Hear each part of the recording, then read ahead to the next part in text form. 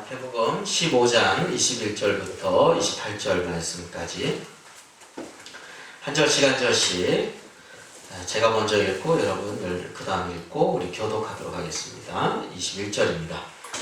예수께서 거기서 나가사 두로와 시돈 지방으로 들어가시니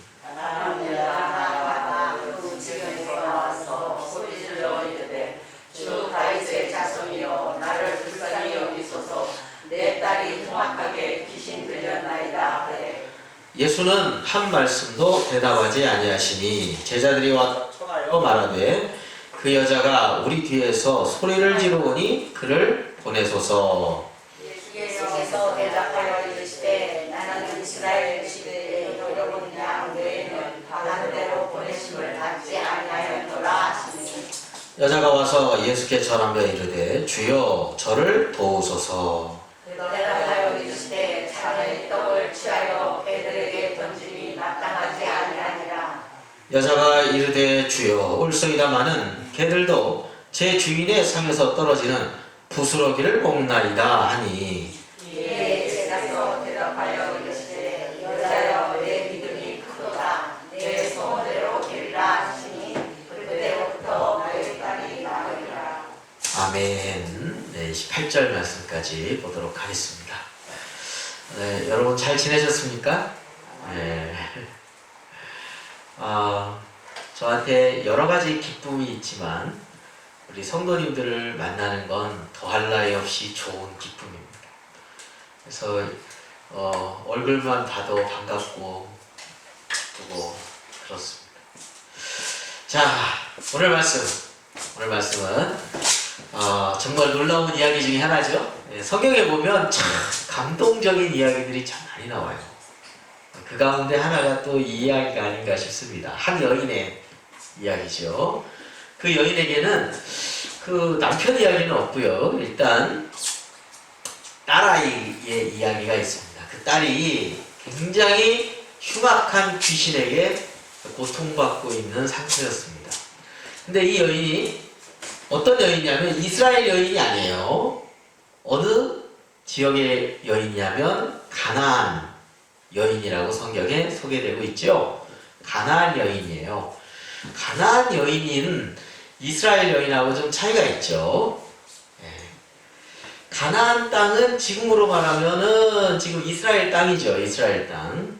이스라엘 땅인데 원래는 원주민들이 살고 있었습니다. 원주민들이 7족속이 살고 있었어요. 그런데 하나님께서 이스라엘 백성에게 그 땅을 주셨죠. 그래서 이스라엘 백성이 그 땅에 들어갔어요. 누가 이끌고 들어갔냐면 여호수아가 이끌고 들어갔죠. 그래서 여리고, 그 다음에 아이성, 그 다음에 남쪽 지역, 북쪽 지역 이렇게 하나하나 정복해서 이스라엘 12지파에게 땅을 또 다 분배를 해줬죠. 그리고 나서 나중에는 왕국시대가 되어서 사울왕이 다스렸었고, 그 다음에 이제 다윗왕 솔로몬까지 잘 다스리다가 솔로몬이 죽은 다음에 그 아들 르호보암 때 남쪽에는 2개 지파, 그래서 베냐민 지파와 유다 지파가 있고 나머지 10개 지파가 북쪽의 나라를 구성해가지고 분열된 채 우리나라 남북으로 갈라진 것처럼 그렇게 이제 갈라지게 되었죠. 그리고 나서 나중에는 어떻게 되었습니까? 각각의 왕국이 멸망하고 바벨론에서 포로 생활을 하고, 물론 다시 귀환을 했습니다만 그 이후에 이제 쭉 지나와서 에돔 출신은 지금으로 말하면 이스라엘 밑에 동네거든요. 원래 에돔이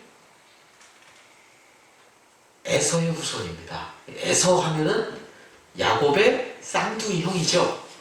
그렇죠? 이 에돔 출신의 이 헤롯이라고 하는 사람이 워낙 권모술수에 능해가지고 그때 당시에 로마 제국의 황제한테 로비를 해가지고 자기가 왕이 되었습니다. 그래서 예수님이 태어나실 때 헤롯 왕이 나오죠. 바로 그 사람이 이제 헤롯 왕입니다. 자, 그래서 그런 시대 속에서 이렇게 지금 배경이 지나가고 있는데 이 가나안 여인은 원래 원주민 여인이에요. 원주민. 그러니까 이방 이스라엘 나라에서 봤을 때 이방 사람들 중에서 가장 천한 사람들을 가나안 사람이라고 그래요. 물리쳐야 되고 없애버려야 될 아주 악하고 나쁜 풍습을 가지고 있었던 그러한 사람들이기 때문에 그들을 굉장히 멸시하고 또 한편으로는 멀리하고 그러한 민족이 가나안 족속, 가나안 민족이라고 할 수 있겠습니다. 그런데 그 여인이 지금 자기 딸이 아프게 된 거예요. 너무나 악한 귀신에 눌려가지고 고통받고 있는 상태에서 여러분 그렇잖아요. 자식이 아프면 자기가 아픈 것처럼 느껴지잖아요. 그렇죠? 그러다 보니까 이제 누구를 생각하냐 뭐 여러 군데를 생각했겠지만 의원도 갈까 뭐 여기저기 생각해봤지만 예수님께로 오게 되었습니다. 예수님께. 자, 근데 지금 일어난 장소가 오늘 21절 말씀 보면요. 예수께서 거기서 나가사 두로와 시돈 지방으로 들어가시니 했습니다. 성경에 이 두로와 시돈이 많이 나와요. 여러분, 두로와 시돈의 위치는요, 오늘날로 말하면 나라 이름으로 보면 레바논이라는 나라예요. 레바논이라고 하는 나라가 두로와 시돈이 있습니다.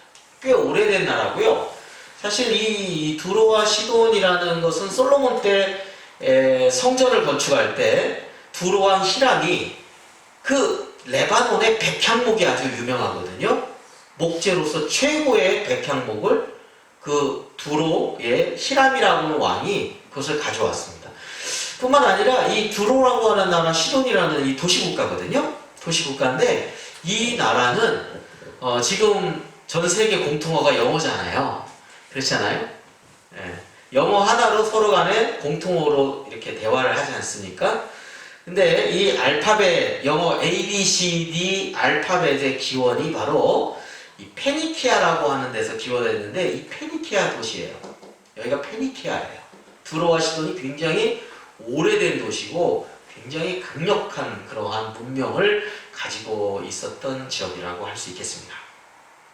건축업이 굉장히 발달되어 있었고요. 자, 근데 일단 여기는 지금 레바논 땅인데, 지금으로 말하면 레바논 땅인데요. 두로와 시돈은 이스라엘 바깥의 이방 땅입니다.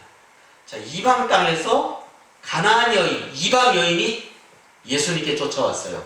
근데 이 여인은 예수님에 대한 어느 정도의 믿음을 가지고 있었던 그런 여인입니다. 자, 우리 22절 말씀 볼까요? 자, 우리 같이 한번 읽어보겠습니다. 가나안 여자 하나가 그 지경에서 나와서 소리질러 이르되 주 다윗의 자손이여 나를 불쌍히 여기소서 내 딸이 흉악하게 귀신 들렸나이다. 네. 여기서 지금 고백하는 것은 그냥 조그맣게 얘기하는 게 아니라 주 다윗의 자손이야 뭐 이런 식으로 얘기한 게 아니라 소리를 질렀대요. 여러분 상상 가시죠? 예. 크게 주 다윗의 자손이야 하니까 이제 거기 있는 사람들이 아마 다 들었을 거예요. 얼마나 간절했으면 그럴까요? 그렇죠? 만약 불이 났어. 사람이 죽게 생겼어요. 불이야 이런 사람 없지요. 그죠? 그때는 뭐 소리를 온 힘을 다해서 막 다 질러야 돼요. 간절한 거예요. 소리를 질러서 주 다윗의 자손이요. 여러분, 주 다윗의 자손이라는 표현은 사실은 이것은 그리스도라는 뜻입니다. 이 구약적인 말로는 메시아. 그분이 오시면 우리를 온전하게 회복시켜 주시고 여러 가지 우리의 모든 것을 치유해 주시고 모든 것을 회복시켜 주시고 모든 것을 통치해 주시는 그러한 분으로서 메시아 사상이 있는데 이 메시아에 대한 표현 가운데 하나가 주 다윗의 자손입니다. 다윗의 자손에서 태어날 그리스도. 그리스도라는 뜻하고 메시아는 같은 거거든요. 여기서는 메시아, 그리스도시여 이 문제를 해결해 주실 분이라고 믿은 거죠. 자, 나를 불쌍히 여기소서. 저의 처지를 좀 불쌍히 여겨주세요. 어떤 처지냐? 내 딸이 흉악하게 귀신 들렸나이다. 자, 근데 23절 말씀 한번 읽어보겠습니다. 같이 읽어보겠습니다. 예수는 한 말씀도 대답하지 아니하시니 제자들이 와서 하여 말하되 그 그 여자가 우리 뒤에서 소리를 지르오니 그를 보내소서. 네, 예수님께서 한 말씀도 대답하지 않으신 거예요. 그냥 조용히 얘기한 것이 아니라 아까 얘기한 것처럼 소리를 질렀단 말이죠. 근데도 불구하고 거기다가 주 다윗의 자손이요, 그리스도에 대한 고백까지 가지고 있는. 그러니까 이 가나안 여인이 이방 여인이지만 그 주변 사람들이, 이스라엘 사람들이 있으니까 거기서 들었던 것 같아요. 메시아에 대한 사상, 그리스도에 대한 믿음을 들은 거죠. 그래서 그 믿음을 가지고 있었던 거죠. 그렇게 불렀으면 저 여인이 믿음도 있구나 하고서 한번 쳐다볼 만도 한데 예수님이 대답이 없었어요. 네? 자, 그리고 제자들이 와서 청하여 말하되, 제자들이 같이 있었잖아요. 예수님 주변에. 뭐라고 말하냐면 그 여자가 우리 뒤에서 소리를 지르니 그를 보내소서. 이게 무슨 뜻일까요? 제자들이 그 여자가 우리 뒤에서 소리를 지르니 그를 보내소서. 이게 무슨 뜻일까요? 아, 너무 귀찮아요. 그냥 우리가 좀 할 일도 많고 좀 어떨 때는 쉬고 싶기도 하고 그런데 계속해서 저 여인이 막 소리를 지르는데 예수님 어떻게 좀 빨리 치료하고 그냥 보내시든지 아니면 우리 빨리 떠나든지 뭐 어떻게 그를 좀 보내주세요. 귀찮은. 제자들이 보기에는 그렇게 생각한 거예요. 자, 참 좀 어둡죠? 상황이 지금 어둡죠? 근데 예수님께서 사실 이것을 한 대답도 아니하신다는 것은 매몰차게 보일 수 있지만 이게 매몰차게 보이는 것이 아니라 예수님은 다 생각이 있으셨습니다. 이 여인의 믿음의 진정성을 테스트해 보신 거예요. 이 여인이 정말로 예수 그리스도를 정말 믿음으로 간절히 간구하고 있는가에 대한 믿음의 진정성 뿐만 아니라 이 믿음과 인내를 더욱 깊게 하기 위한 어떤 사랑의 훈련을 여기에 내포하고 있습니다. 여러분 생각해 보세요. 아브라함이 100세 때 얻은 아들 이삭을 하나님께서 모리아 산에다가 번제물로 드리라고 했지 않습니까? 여러분 번제물이 무슨 뜻일까요? 번제물은 태워서, 그렇죠? 그냥 태우는 것도 아니에요. 아니 보통은 소나 양이나 이런 것을 그렇게 하지 번제물로 드리지. 사람을 드리는 것은 그거는 이방 사람들이라 그랬어요. 이방인들은 우상 숭배할 때 사람을 갖다가 그냥 바쳐요. 애기들도 바치고. 그래서 이제 몰렉 우상이라고 그러죠. 몰렉 우상이라고. 그게 요새 다 고고하게 보면은 이렇게 그림에 다 나와 있어요. 옛날에 사람을 갖다 바쳤어요. 우리나라도 그런 풍습이 있었죠? 심청이. 그죠? 이런 사상들이 전 세계에 하나님을 모르면 이런 사상들이 이렇게 다 번져요. 문화가. 근데 어떻게 하나님이 100세 때 주신 이삭을, 아들 하나밖에 없죠? 자손을 이을 이삭을 바치라고 했을까? 정말 어떻게 보면 이해가 안 가죠. 근데 알고 보니까 뭐였어요? 그런 의향은 하나도 없고 아들보다도 하나님을 더 경외하고 사랑하는지 하나님이 테스트해 보신 거였지 않습니까?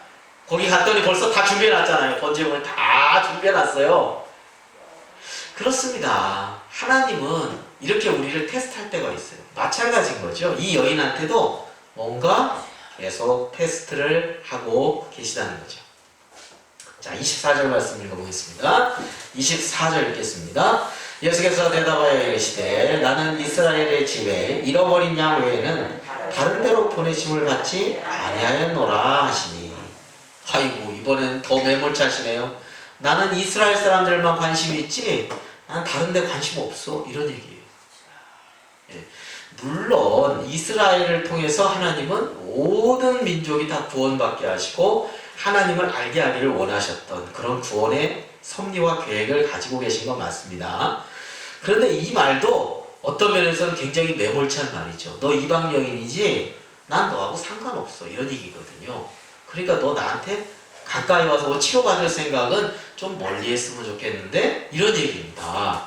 그런데 정말 그랬느냐? 사실 우리가 마태복음 4장에서도 보면 이스라엘 아닌 땅에서 예수님이 병자들을 불쌍히 여기시고 치료한 기사들을 많이 봤어요.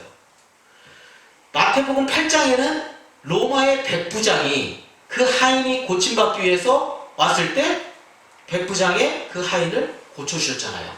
그리고 막 믿음을 칭찬까지 해주셨어요. 로마 사람이잖아요. 이방인이잖아요. 그러면서도 야, 이만한 믿음이 없다 하면서 칭찬해 주셨잖아요.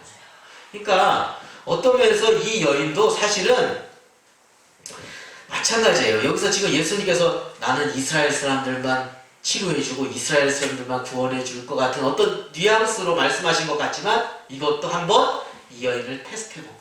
너가 정말 나를 간절히 믿고 끝까지 믿고 간절한 마음으로 지금 찾고 있는지를 한번 테스트해본 거죠. 믿음과 인내와 그 간절함을 테스트해보십시오. 여자가 왔습니다. 자, 25절 말씀 그렇습니다. 25절 같이 읽겠습니다. 여자가 와서 예수께 절하며 이르되 주여 저를 도우소서. 이 여인이 포기 안 하네요. 그죠? 우리는 자존심이라는 것 때문에 이만하면 알았어요 하고서 만약 돌아갔다면 성경에 이 여인의 이야기는 기록되지 않았을 것이고 오늘 이렇게 뭐 본문을 가지고 우리가 하나님 말씀을 나누지도 않았을 겁니다. 근데 이 여인은 주여 저를 도우소서 은혜를 간구하고 있는 것을 보게 됩니다.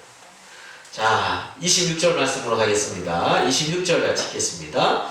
대답하여 이르시되 자녀의 떡을 취하여 개들에게 던짐이 마땅하지 아니하니라. 자, 이제 그게 다다르고 있습니다. 자, 자녀의 떡,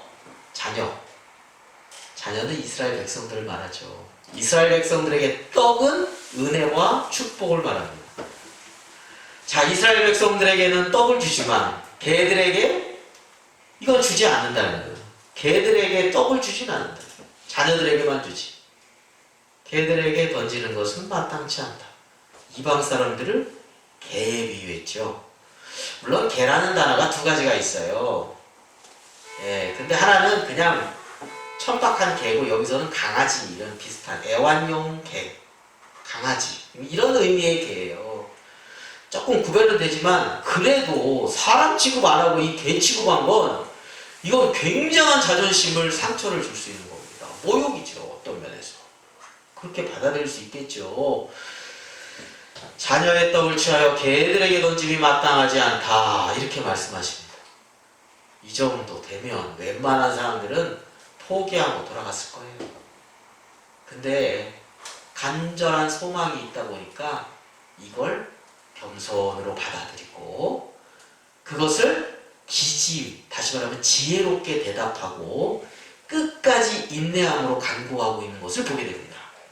자, 27절 말씀 보겠습니다. 27절 말씀 같이 읽어보겠습니다. 여자가 이르되 주여 올소이다마는 개들도 제 주인의 상 떨어지는 부스러기를 먹나이다 하니. 저는 성경에 감동적인 그러한 대화가 있습니다만 많이 있습니다만 저는 이 이야기를 들으면 다 넘어갈 것 같아요. 참 이렇게까지 이 여인이 얘기할 때는 하나님도 손드신 거예요. 내가 졌다. 내가 너한테 뭘 못해주겠니? 여기까지 간 거예요. 여러분 우리 믿음이 어떨 때 보면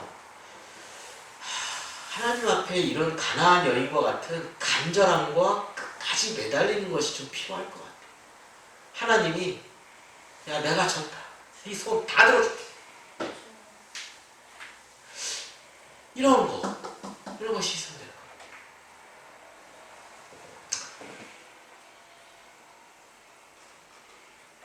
이 여인의 그 대답이 주여 올소이다마는 네 맞습니다. 네. 그러면서 개들도 제 주인의 상에서 떨어지는 부스러기를 먹잖아요. 아주 겸손하면서도 지혜로우면서도 거기에 믿음이 들어갔고 거기에 인내가 들어가 있는 이 말 한마디가 예수님의 마음을 완전히 다 녹여버리셨어요. 녹여버렸어요.